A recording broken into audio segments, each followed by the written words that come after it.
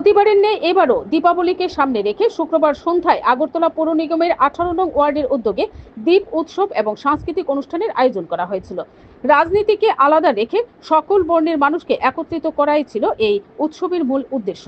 এদিন ভারতের তৈরির মাটির প্রদীপ এবং নানা রঙের ইলেকট্রিক লাইট দিয়ে 18 নম্বর ওয়ার্ডের অনুষ্ঠান কেন্দ্রকে সাজিয়ে তোলা হয়েছিল। সেই সাথে শিল্পীদের সাংস্কৃতিক পরিবেশনা অনুষ্ঠানকে প্রাণবন্ত করে তুলেছিল।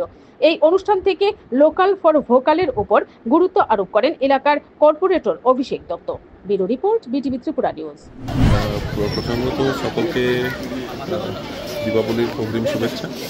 আমাদের আগের বছরও আমরা একটা পদক্ষেপ নিয়েছিলাম যে দীপ উৎসব করব, এবং তৎসঙ্গে এবার শুধু আলাদার মধ্যে হচ্ছে সাংস্কৃতিক অনুষ্ঠান হবে।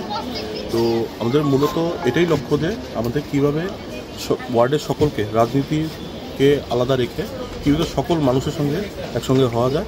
এখানে সব ধর্ম বর্ণ সবাই সকল আছে, এখানে কাউর ভেদাভেদ করিনি, সকলে এখানে উপস্থিত হয়েছে। আমার গুরুজনরা সকলে উপস্থিত হয়েছেন, কিছু এনজিওর লোকেরাও এসেছেন।